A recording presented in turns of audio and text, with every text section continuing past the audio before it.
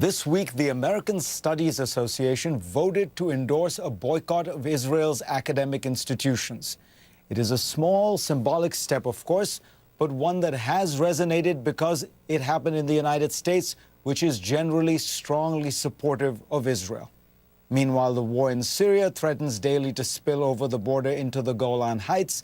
Turmoil in Egypt has greatly complicated what had been a stable relationship, and Iran is now negotiating with the West. So what is Israel to do? Ari Shavit is one of the most keen observers of Israel I know. He is a senior correspondent and member of the editorial board of Haaretz, a newspaper. And he has a new book out, My Promised Land, The Triumph and Tragedy of Israel. Ari, let's start with this boycott. This is something, the kind of thing people in Israel have long talked about or worried about, which is a campaign to delegitimize Israel. That's the phrase I've often heard. What do you make of it? When I heard this news, I was filled, and I am filled, with outrage. I mean, there is a limit to the hypocrisy regarding Israel one can accept. Because there are so many, you just mentioned Syria, you mentioned Egypt. There are so many countries whose violations of human rights are so much worse than anything can be attributed to Israel. And yet there isn't such movements against them. So I really think that this is despicable in many ways. And I think that this trend of Israel bashing and not recognizing the fact that at its heart, at its basis, Israel is a just country. Israel is a moral endeavor. And I find this really outrageous in many ways. So again, one is legitimate in criticizing Israel policy. One is legitimate, like my position in it, that occupation is wrong. But to go against Israel in such a way and to treat it as an evil power is outrageous. Give us a sense of the mood in Israel now, because one of the things you say in the book, which struck me, was you call it the most intimidated country in the world.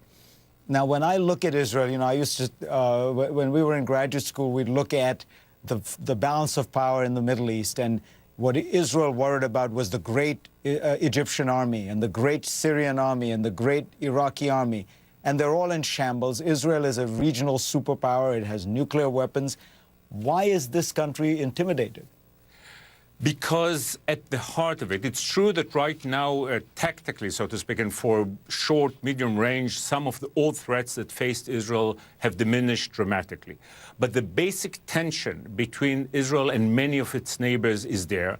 And many of its neighbors, regretfully, actually want Israel to be eliminated.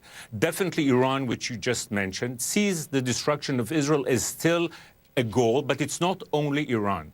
So I plea with people who are criticizing Israel, sometimes rightly, to be aware of the context, both the historic context of a people who were the ultimate victims of Europe, who saved themselves by creating that Jewish national home, and are still endangered now in a way that no other nation is endangered. But you say that even though, fearful or intimidated, one of the things you portray in the book very richly is the kind of vibrancy of life in Israel. And is that partly the kind of economic boom and the technological boom that has taken place that has created this sense of vigor?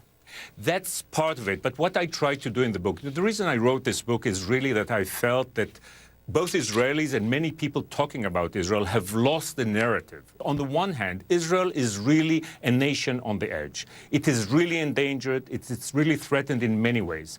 But the beauty of Israel, and really the success is, in many ways, Israel is a phenomenon of vitality against all odds. The beauty of it, that we've not turned the life on the edge into something that makes us depressed, passive, in any sort of way. On the contrary, we've turned the life on the edge into a source of power and energy.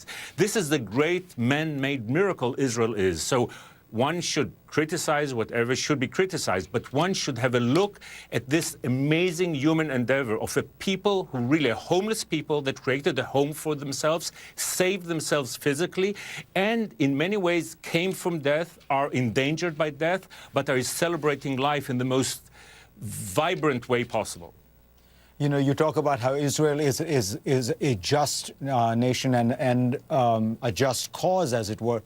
In the book, you talk, though, about the the awkwardness or the historical tragedy of the fact that all these people came from Europe, and the case of your family from London, as I remember, and did not realize or did not let it fully enter their consciousness that there were people in this land. It was not as the famous slogan went, a land without people for a people without land. Absolutely. Look, Zionism, the Zionist movement had two brilliant insights.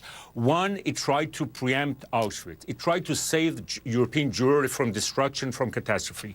The other, it tried to create a non-ultra-Orthodox home for non-Orthodox Jewish civilization and to save its identity, to create a powerhouse for Jewish identity in that land. But the flaw was that my great-grandfather, like others, the founders of Zionism, did not see the fact that there were other people in that land. And this is really I would say that kind of blindness is the source of the tragedy of the 100 years war. But I want to remind you that the Palestinians were blind too. The heart of the conflict is that we were blind to the fact that they were a people, and they are blind to the fact that we are a people. And my hope for the future is that we'll get over this blindness, not only in a political, diplomatic, legal way, but we should acknowledge their existence, they should acknowledge ours, and then we can move forward into a better future that remembers the past, remembers the pains of the past, but actually tries a future to our children and theirs. Arish Shavit, pleasure to have you on. Thank you. Up next.